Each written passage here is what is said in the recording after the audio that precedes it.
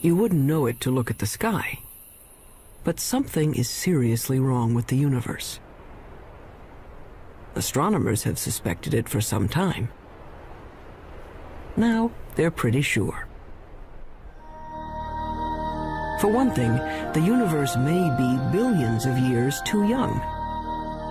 For another, part of the universe has been missing, a big part.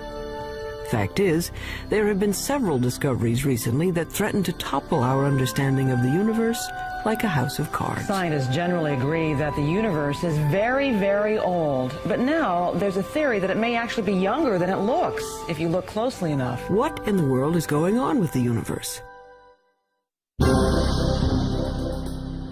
Astronomers have found, calculated, or conjured up outlandish, appalling things.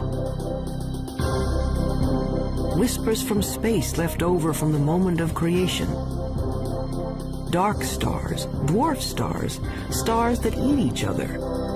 Stars clumped in galaxies, and galaxies clumped in larger, stranger structures.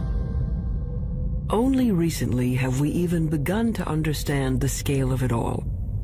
We have discovered things so small. At a 10 millionth of a trillionth of a trillionth of a trillionth of a second is the earliest time we can really talk about. And expanses so vast. That's expanded by a fraction of a million times a trillion times a trillion. The researchers need a special notation. A billion times a trillion degrees. To write out the incredible distances and magnitudes involved in understanding the universe.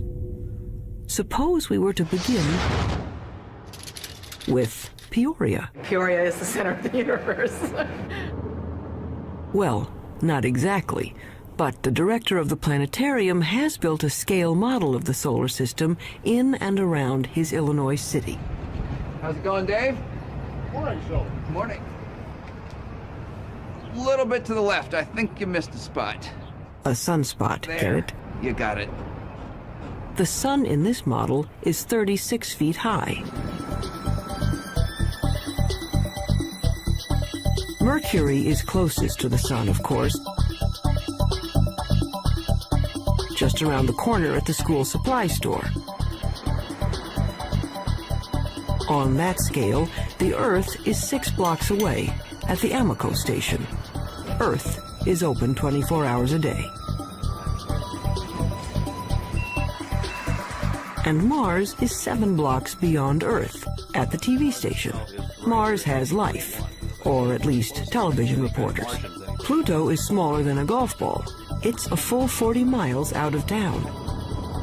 And if you think rural Illinois is empty, try the universe.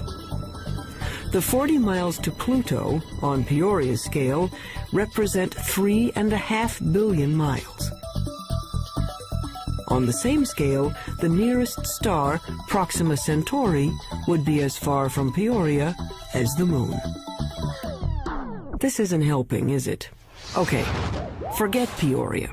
Our sun is bright because it's close, just 93 million miles away. Stars are suns, but farther away. The nearest star is 25 trillion miles away, so far that light from Proxima Centauri, light, the fastest thing in the universe, takes 4 years and 4 months to get here. They say the star is 4 1/3 light years away. Our sun is just one of the billions of stars in the galaxy we call the Milky Way. How far across is the Milky Way? Real far, 100,000 light years. And the Milky Way is just one of some 50 billion galaxies. It's a million light years to the nearest galaxies and tens of hundreds of millions of light years just to cross our galactic neighborhood. It has been said that someone looking at the universe is like an ant contemplating a skyscraper times a billion. So what human beings have done is bring the lights in the sky down to Earth. They've personalized the stars and named them like they name dogs and horses. This grouping of stars in the southern sky is known as Orion. The shepherds in ancient Crete decided it looked like a hunter armed with a club and carrying a shield made of lion skin. Cretan shepherds had great imaginations. how do we know what we know today about the universe? Well, we've been trying to understand it for a long time.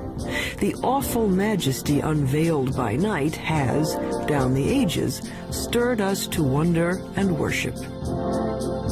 Prehistoric astronomers used elaborate monuments to mark the sunrise and the sunset.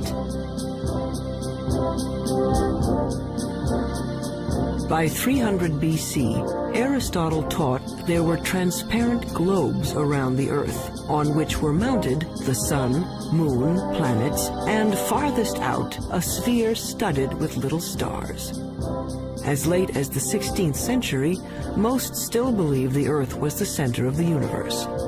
There were a few people, like Copernicus, who thought the Earth circled the sun, but not many. Then, in 1608, an Italian named Galileo heard that you could make a spyglass with two lenses in a tube. He built one and aimed it up.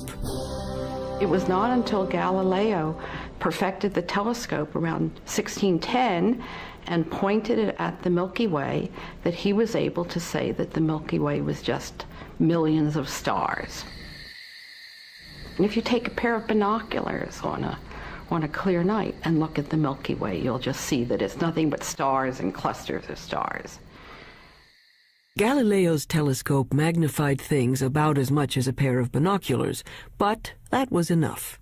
He saw that Venus had phases like the moon, that the sun had spots on it, and that the moon had mountains, and that Jupiter had 4 moons. Aristotle's perfect crystalline spheres were shattered, and the universe stopped being simple. And there were other strange things out there. Remember Orion? Well, down in the middle of his sword was a star that wouldn't focus to a bright point, no matter how powerful the telescope. The object came to be called a nebula, and over time, astronomers found many such fuzzy blotches in the sky. Fast forward a couple of centuries.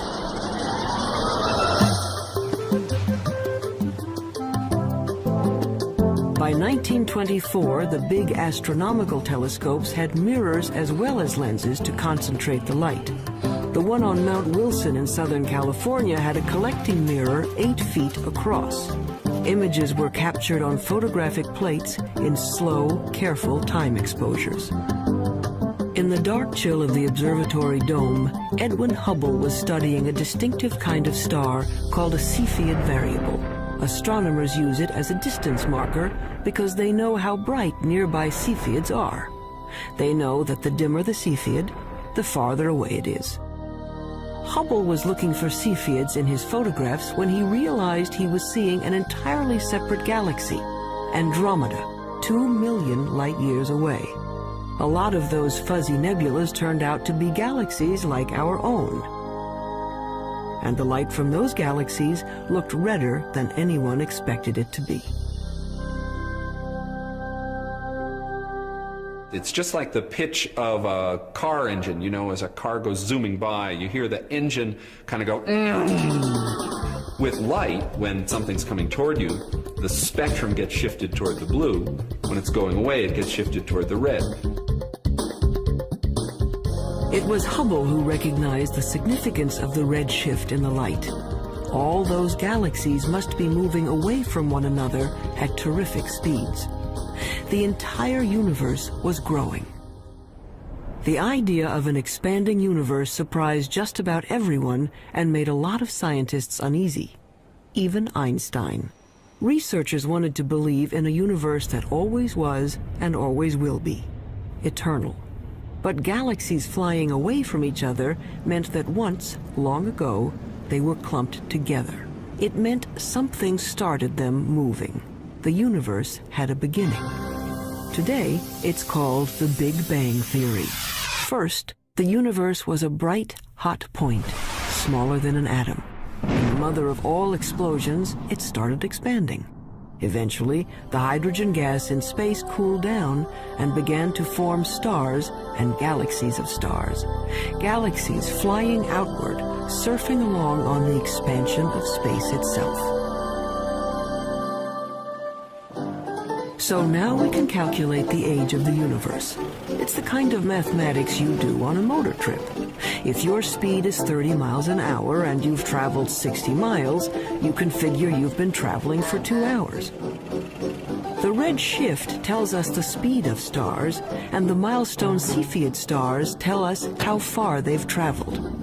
When astronomers divide it out, it says the Big Bang happened 15 to 20 billion years ago. Long ago and far away.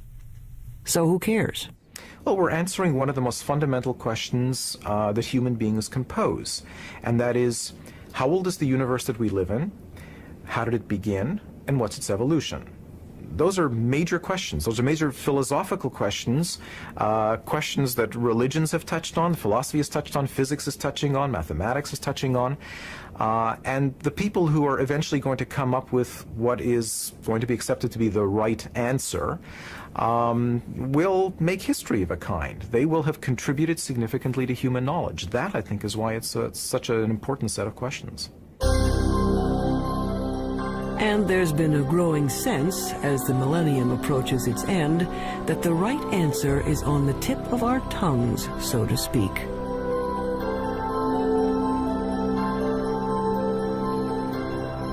But not yet, not quite.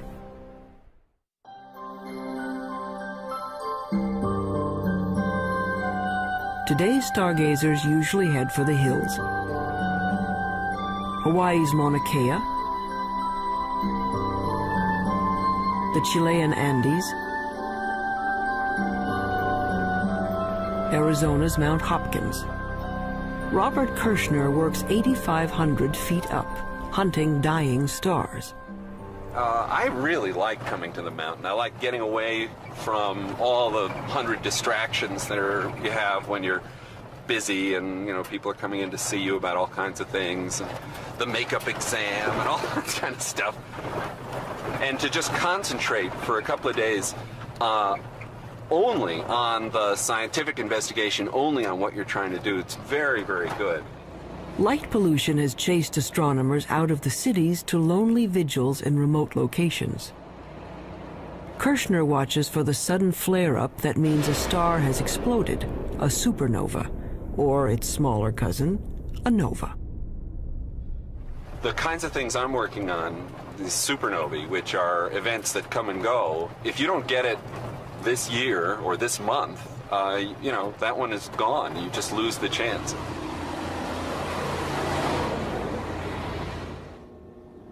A supernova suddenly outshines its entire galaxy for a few weeks.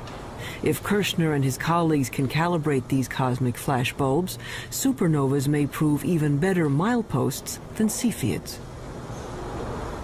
The game now for the supernovae, I think, is to find distant ones and to see if they really are the same as the nearby ones. Then we'll have a reliable tool to map out large-scale structure in the universe, and the supernovae, the Type 1 supernovae, look to me like a really good candidate for that. It's easy to find where supernovas have been.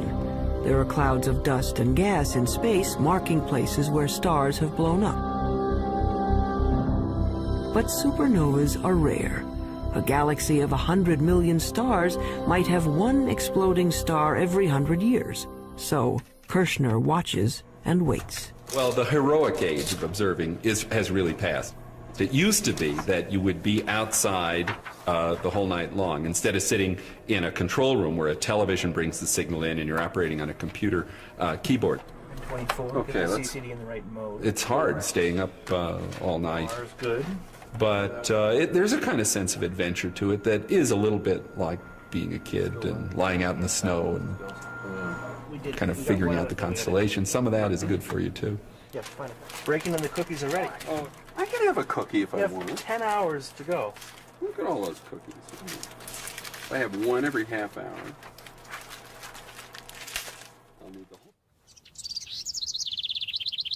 In this era of digital cameras and electronic light amplifiers, men are still watching the skies and craftsmen are still grinding telescope mirrors. Like this 21-foot monster under construction at the University of Arizona.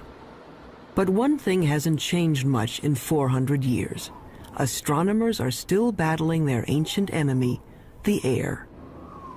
Starlight shimmers and twists as it passes through our atmosphere.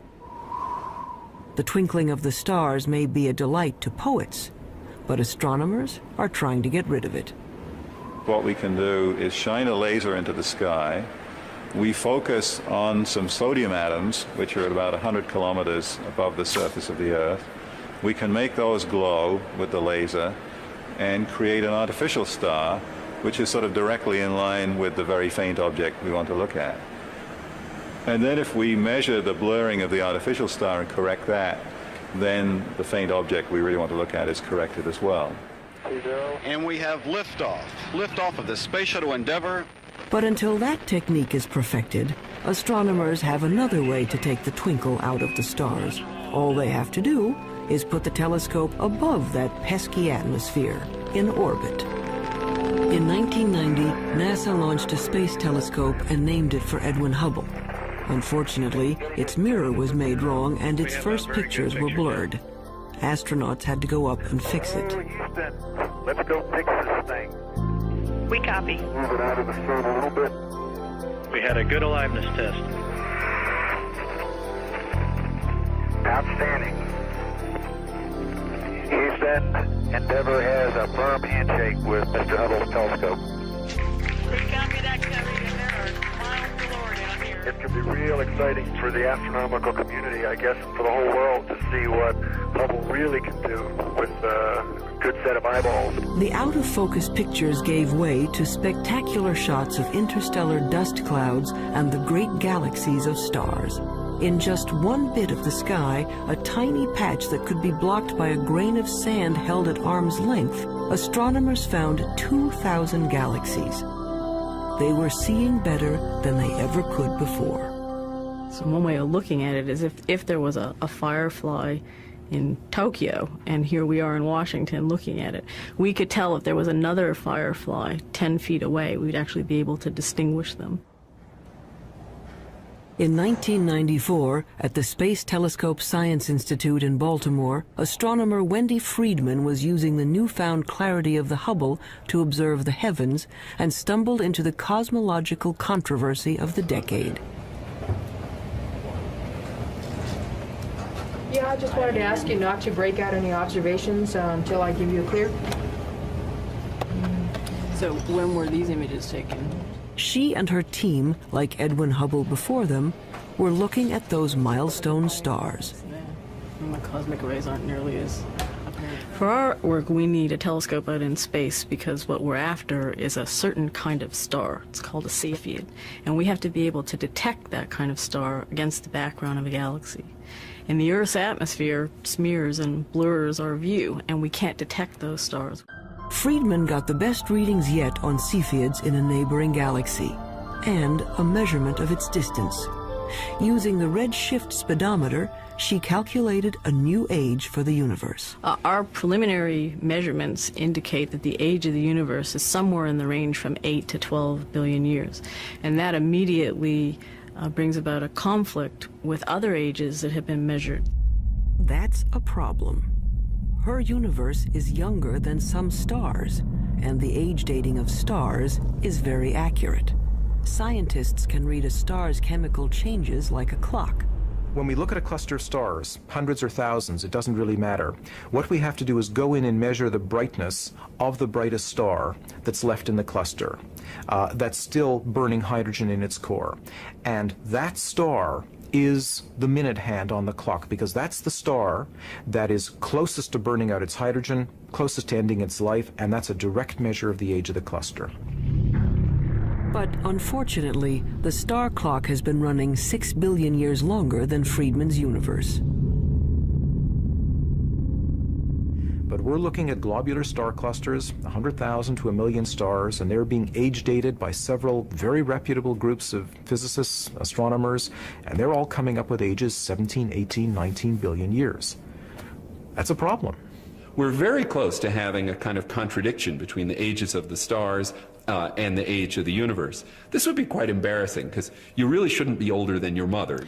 Clearly, if the universe is 10 or 12 billion years old, then there can't be stars in the universe that are 15 or 17 billion years old. That's not logical, at least if the entire Big Bang theory is right or even close to being right. Wendy Friedman is well aware of the dilemma.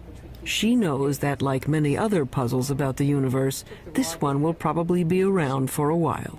I think anytime you get a new tool, you get data that are of better quality than were possible to obtain in the past. Yeah. You learn new things, and yes, sometimes leads to confusion because there aren't answers for all of the questions that are being raised. But it's a healthy aspect of science and how science proceeds.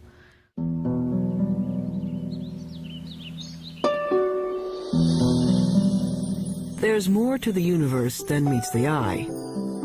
We can see only a small part of what's going on out there. What we call visible light, the rainbow from red to violet, is a small slice of a larger spectrum. But there are other ways of seeing. With the right technology, you can look at the world in everything from X-rays to infrared to radio waves. In the last few decades, the new tools have brought a previously hidden universe into view.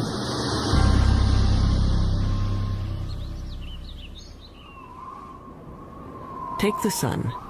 Nothing to do but roll around heaven all day, right? But by using the X-ray part of the spectrum, astronomers can see the sun is a very busy place. Pictures made by X-ray detectors show there's a cauldron of nuclear reactions boiling beneath its surface. Using film sensitive to ultraviolet, we can see great plumes of superheated gases rising from the sun's surface. Our well-behaved, friendly neighborhood star is a continuing, self-contained thermonuclear explosion. It's in high-energy astronomy where you really see that the universe is a violent place. It's not just made up of these good citizen stars that sit quietly fusing their hydrogen into helium.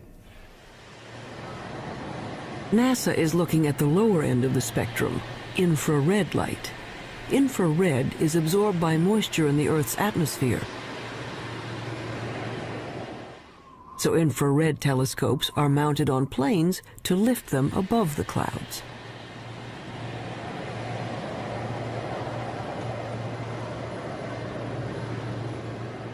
Just like fog lights on your car will enable you to see deeper, in the infrared you can see deeper into the universe. We warm human bodies shine in the infrared.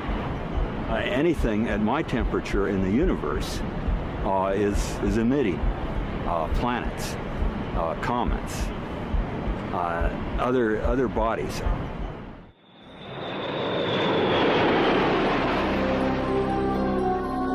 The star-forming regions of the universe are often hidden from view by dust clouds, until infrared astronomy allowed us a way in.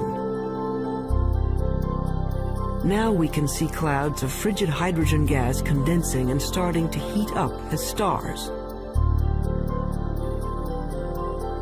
The sky in the infrared is a strange and wonderful place. Once we learned where to look, we could peek into these stellar nurseries and snap some baby pictures. This is Hubble's view of the Eagle Nebula. The bright spots on the edge of these monstrous pillars of gas are brand new suns.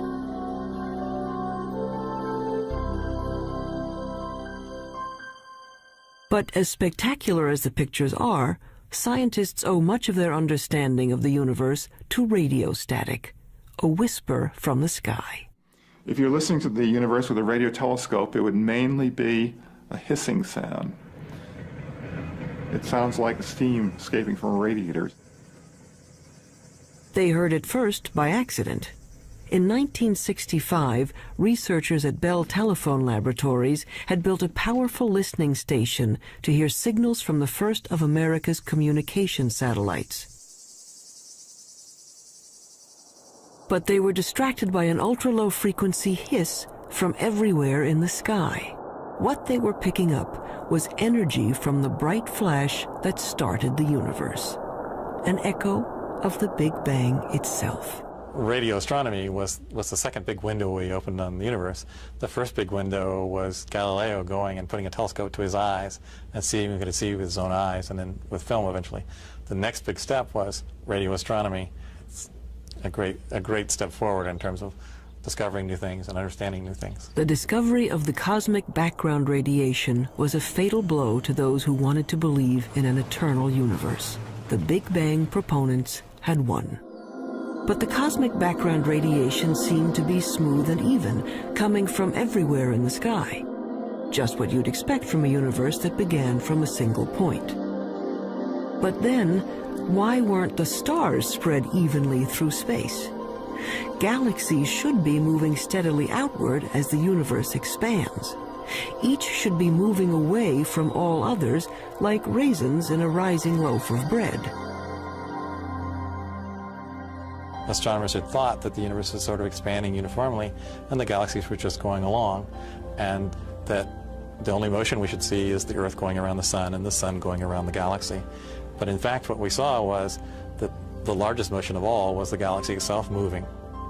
And that really surprised astronomers, and the only conclusion we could come to was that something was causing the galaxy to move away from just the simple expansion of the universe. And after thinking about it for a while, a conclusion was that there must be a large group of galaxies near us. When astronomers plot the position of galaxies in their computers, they find filaments and clusters and walls of galaxies. How could that be if radio telescopes were saying the energy of the Big Bang was evenly spread across the sky? There had to be some seeds at the beginning. There had to be some small lumps in the early universe that are going to grow to create the structure. So Smoot went looking for irregularities in the background radiation to show that the Big Bang explosion was uneven. In 1989, his instrument package went up on a satellite, the Cosmic Background Explorer. It found subtle variations in the energy left over from the moment of creation. Announced in 1992, it was one of the momentous discoveries of the century. The universe made sense again. Smoot later told the press these wrinkles in the cosmic background radiation were the largest structures ever seen and the oldest. He told reporters that it was like seeing God. And that's the one that the press grabbed on because that's the one people could relate to. And that got spread all over and got much more attention, including people from philosophy and religion coming in and asking questions.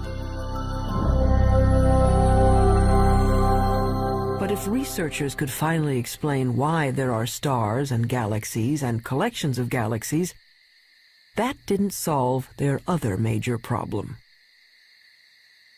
It's a little like the old childhood rhyme. The other day upon the stair, I met a man who wasn't there. He wasn't there again today. Oh, how I wish he'd stay away. The problem is that we know that at least 90% of the universe is something we don't know what it is. In the late 1970s, astronomer Vera Rubin and her associates noticed something peculiar on the outer edges of spiral galaxies like our own. Like flotsam caught in a whirlpool, stars on the fringes of galaxies should be moving more slowly than stars at the center. But what Rubin saw appeared to defy the laws of physics. The stars on the edge were moving just as fast as those in the middle. We live, sort of 2/3 of the way, we being the Earth, about 2/3 of the way out from the center of our galaxy, and we're orbiting at 500,000 miles an hour. That's pretty fast. Faster than it should be. Such velocities could only be caused by an enormous gravitational pull, which requires more matter than anyone had detected out there. A lot more. It was a shock to learn that when we were studying the universe, we really weren't studying the universe. We were studying just the 5 or 10% of it that was luminous. So it's like, I don't know, trying to study the Earth and just looking at Pennsylvania. All the things we have ever observed in the universe, the planets, the stars, the galaxies, the clusters of galaxies, make up 10% of the universe, maybe less. Early efforts to track down the missing matter failed. They call the 90% that is not visible dark matter. But no one knew what it was. Maybe dead dark stars, or some kind of cosmic dirt, or maybe a whole lot of something extremely small is filling space.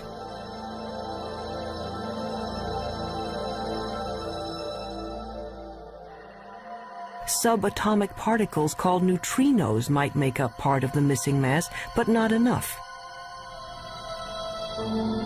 Scientists went looking for other candidates. Daniel Snowden Ift theorizes that dark matter may be made of something physicists have taken to calling WIMPs, short for weakly interacting massive particles. These would be things smaller than atoms, if they exist at all. The only way to detect them would be to look for their footprints. It's kind of like a ghost particle. It passes through matter without ever interacting with it, or I should say hardly ever interacting with it. Every once in a while, a WIMP will come in and bump an atom out of wherever it's sitting, and that's the only indication that we would have that WIMPs exist. He's looking for elusive tracks that might have been left in billion-year-old mica rocks. Mineral mica has one of the most regular atomic structures of all, so if a WIMP had passed through it, it might have knocked some atoms out of alignment. What we're looking for is the WIMP to come in, bump one of the atoms in the mica, and that recoiling atom then produces a chemical change within the mica. In his search for the WIMPs, he splits up endless mica samples and bathes them in hydrochloric acid.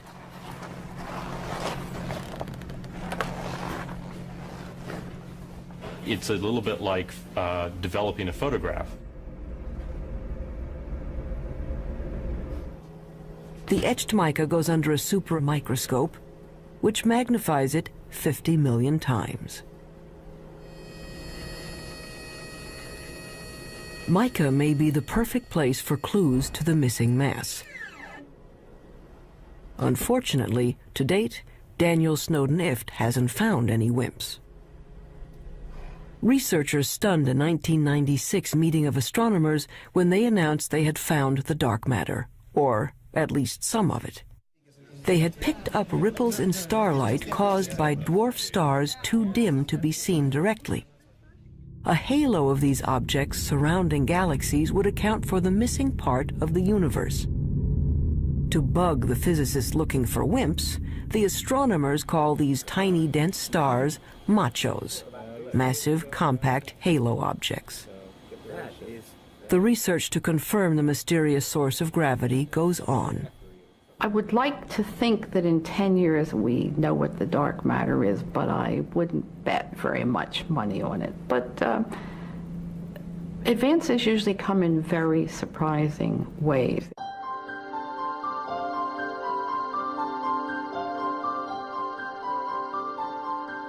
Why do we care about something that we can barely measure and can't see at all? Because it might tell us how the universe is going to end. Matter makes gravity, and gravity is the only thing that can act as a brake on the expansion started by the Big Bang. If there is not enough dark matter, the universe may go on expanding and cooling to end not in a bang, but a shiver. If there is enough dark matter, the expansion of the universe will coast to a stop and reverse, everything falling back together, till the Big Bang ends in a big crunch. And maybe, just possibly, a new Big Bang to start things up again.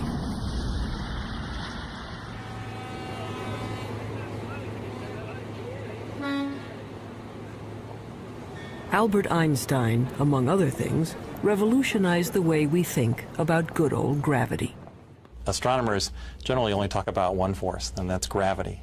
And the reason for it is almost everything that's important on the large scale, that is on the scale of planets and stars or the universe as a whole, is gravity.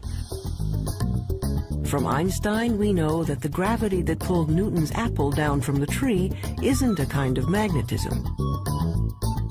Gravity is a property of matter and space. Matter bends space. The more mass, the more space around the mass is warped. That's why the moon goes around the Earth.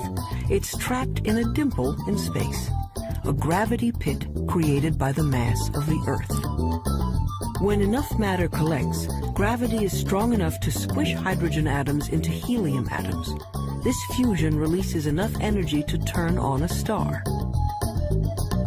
But gravity is also a star killer. Stars are born, age, evolve, and eventually die, just like people.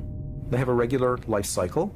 During the entire life of any star, there is this delicate balancing act, because gravity is always at work trying to crunch the star down into a small point, and the high internal pressures are trying to blow the star up and blow it apart. And for about 90% of the life of the star is in nearly perfect equilibrium. And it just sits there, burning away and producing radiation. But when the fuel is gone and the fires go out, gravity is free to collapse the star. A medium-sized star like our Sun will burn steadily for 10 billion years. Then, in a kind of cosmic spasm, it will puff up to engulf the inner planets before collapsing into one of those white dwarf stars. A star twice the mass of our Sun would collapse even farther, ending up as a super-dense star the size of New York City, a neutron star. A teaspoonful of stuff from a neutron star would weigh 100 million tons. But what happens to a bigger star when its fires die down? Say a star 50 times the size of the Sun. It may blow up as a supernova, leaving a neutron star, but then it keeps on shrinking to infinity. An infinitely small point with a gravity so powerful that not even light can escape. There's no there there. It's a black hole. And the analogy that we have to space being stretched by the material is you have a rubber sheet and you put a ball on it and it causes a dent. Put a heavier ball, it'll cause a deeper dent. If you put a heavy enough ball, it'll just tear through the rubber sheet altogether. If you force too much matter into a limited amount of space, it will just tear space like tearing the rubber sheet.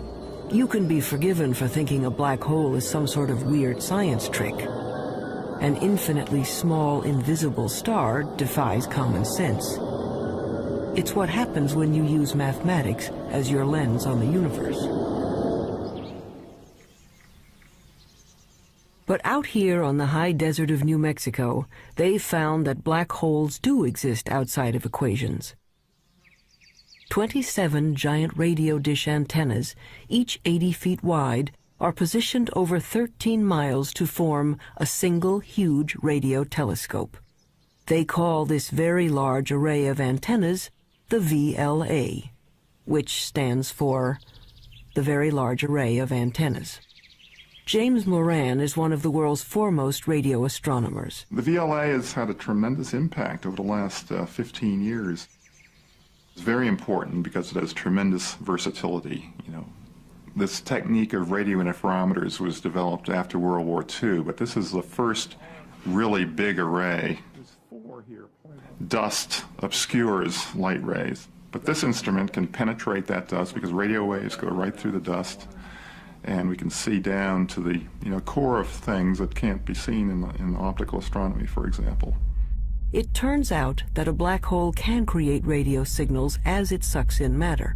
The signals can show up as a beam of microwaves, a microwave laser, or maser. Why you would find a maser in a black hole is a complete mystery. I don't think anybody would ever have predicted this. What we have found is that there's actually a very light molecular cloud in a disc shape. My friends refer to it as the maser frisbee. We didn't go looking there hoping to find something coming out of very compact region around the black hole. It just plopped onto our computer printouts. A black hole can attract dust and gas in its neighborhood into a whirling disk of molecules. Those molecules release great bursts of radio energy as they are drawn in. There seem to be black holes made not from single stars, but from whole clusters of stars. They have a mass 100 million times that of our sun. But these monsters are still infinitely small points, capable of gobbling up other stars. But where does the stuff that falls into a black hole go? Does it just fall out of the universe? Possibly. Or it may pop up somewhere else in space. If you'll excuse an indelicate metaphor, there may be white holes regurgitating matter eaten by black holes in another part of the universe, a wormhole in the fabric of space and time, allowing you to go from one location to another without crossing the space in between. Or it might go to another universe entirely. Astronomy's reigning theoretical genius, Stephen Hawking, proposed that the black holes in our universe might well give birth to other universes. In fact, there might be any number of universes, like bubbles in the bath. We don't know, and probably can't know. If you fell into a black hole, you'd be stretched until you were thinner than a strand of spaghetti, which wouldn't bother you because time would stop. The rules of the universe as we know them don't seem to apply to black holes. That's what happens when you start messing around with infinities. It leaves us with a universe with holes in it. A universe with a lot of room for imagination.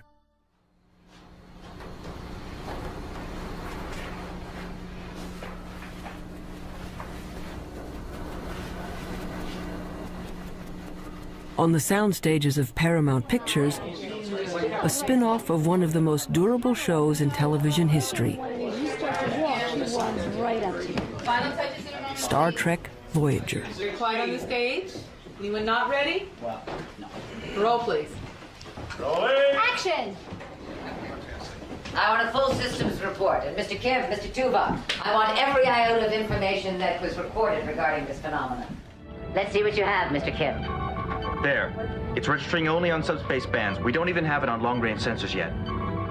Verteron emanations. Tunneling secondary particles.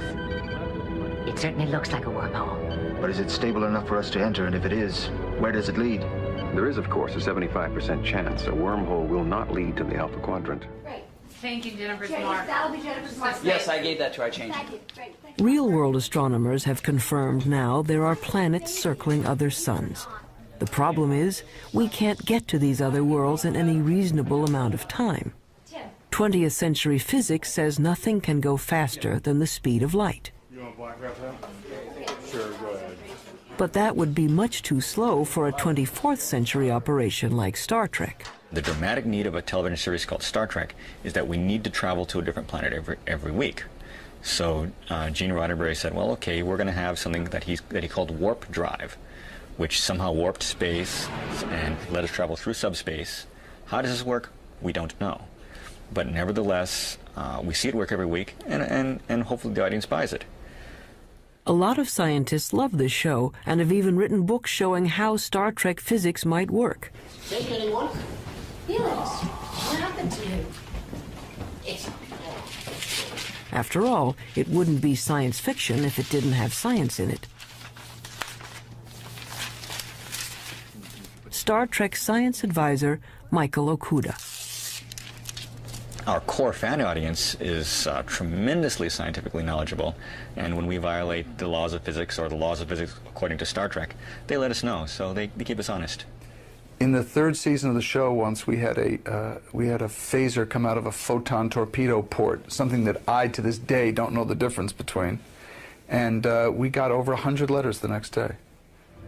Any analysis yet, Ensign? Too far away. We'd have to be within 1,000 kilometers to get a detailed analysis. But that would mean a significant course change. Well, Mr. Kim, if there's even the possibility of finding a wormhole, I think we can afford a detour. Scientists take wormholes seriously enough that they have become an assignment in George Smoot's physics class. Given a wormhole a couple of miles across, students are asked to calculate what could pass through without being destroyed by gravitational tides.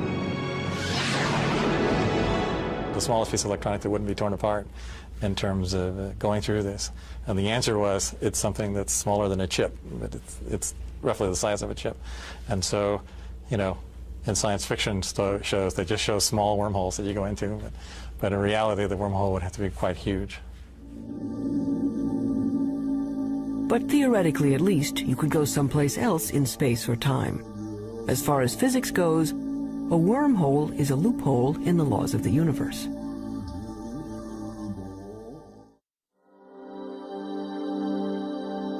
So we are left with questions. Why do some stars appear to be older than the universe? Why do galaxies move as if there were something dark and huge out there? We're not making people live 200 years. We're not doubling the gross national product. What we are doing is enriching everybody's lives by trying to answer some of the questions that I think everybody's interested in. These are some of the oldest questions, children's questions. Where did we come from? Where are we going? Are there other worlds? What is outside the universe? What happened before the universe started? What happens after the universe ends? You want to find out, well, where does science end and where does philosophy take over? And it's not clear where they do. Modern astronomy is a young subject, and each time we get a new and better tool for looking into the void, we find surprises. More and more data that doesn't quite fit. And I think it's portrayed as if the field is in total confusion and chaos, and I think very often it appears that way at the forefront when things are not understood and there are unsolved problems. But progress is being made. The fact that we're able to take these subtle clues, that things you can barely measure with the biggest, most sophisticated instruments, and figure out that they are telling you about what the universe was like 15 billion years ago, I think that's a terrific thing. Why does the universe exist? Given the fact that it does exist, the fact that it is as exquisitely beautiful, as exquisitely tuned as it is, that it works as astonishingly well as it does, and that we, very tiny creatures on a rather remote planet, not in any special place in the universe, have been able to evolve in this universe and sense the universe, the entire universe around us, that we can sense that there are things out to 15 billion light years away from us. That to me is just a mind-boggling concept. We are the only star in the universe that we know about that has life, so perhaps that makes one feel a little more unique and life a little more precious thing, knowing that it doesn't seem to be that common. We are part of the universe. The material that we know, the matter we're made of, started out as atoms produced by exploding stars. I like very much the fact that every atom in our bodies has come from some star. If there were no stars, the universe would be all hydrogen and none of what we know would exist. And that's why it's not an exaggeration to say that human beings are stardust, because the iron in our blood and our hemoglobin and the calcium in our bones and all the other heavy elements in our body were created in supernova explosions. So in our quest to understand the universe, we come back to ourselves. If we are made from the elements of stars, aren't we then, in a way, the universe trying to understand itself? It's not quite what the ancients were talking about, but maybe we're in the center of the universe after all.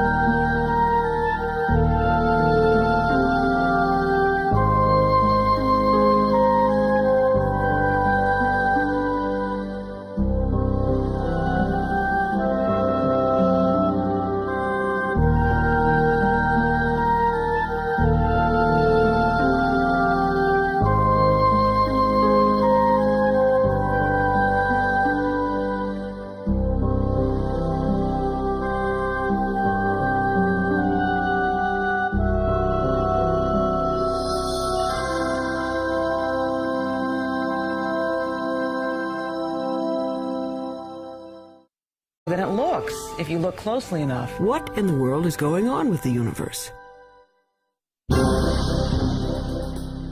Astronomers have found, calculated, or conjured up outlandish, appalling things. Whispers from space left over from the moment of creation. Dark stars, dwarf stars, stars that eat each other. Stars clumped in galaxies, and galaxies clumped in larger, stranger structures.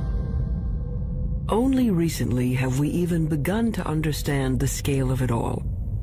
We have discovered things so small. At a 10 millionth of a trillionth of a trillionth of a trillionth of a second is the earliest time we can really talk about. And expanses so vast. That's expanded by a fraction of a million times a trillion times a trillion. The researchers need a special notation. A billion times a trillion degrees. To write out the incredible distances and magnitudes involved in understanding the universe.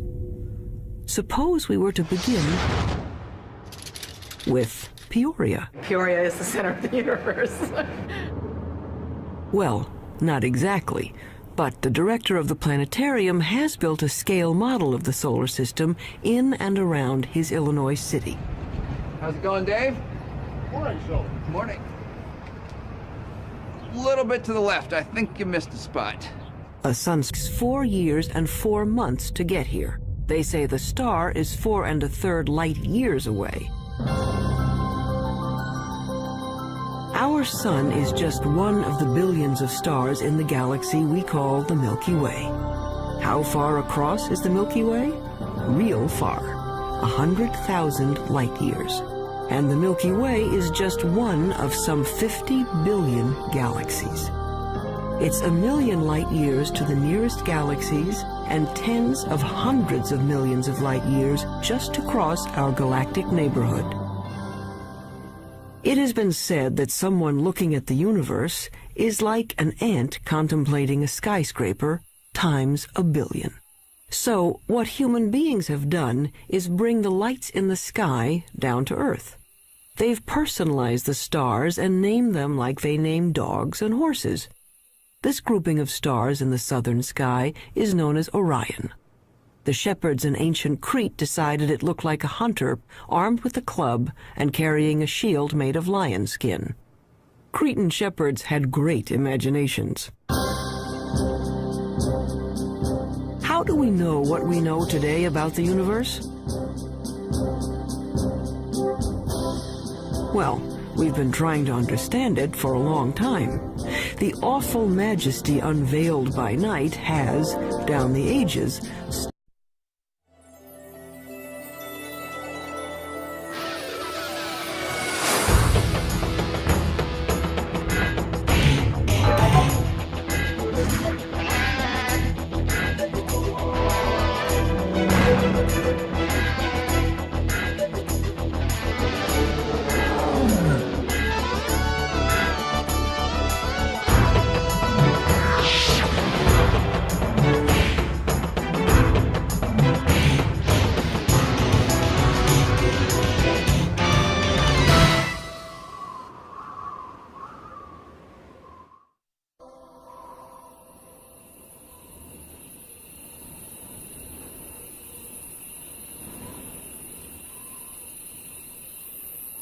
You wouldn't know it to look at the sky.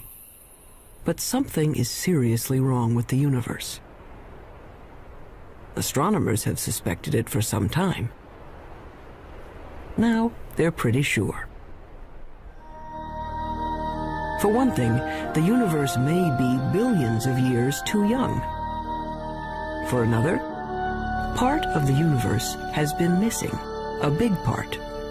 Fact is, there have been several discoveries recently that threaten to topple our understanding of the universe like a house of cards. Scientists generally agree that the universe is very, very old. But now there's a theory that it may actually be younger. Stirred us to wonder and worship. Prehistoric astronomers used elaborate monuments to mark the sunrise and the sunset. By 300 BC, Aristotle taught there were transparent globes around the Earth. on which were mounted the sun, moon, planets, and farthest out, a sphere studded with little stars. As late as the 16th century, most still believed the Earth was the center of the universe.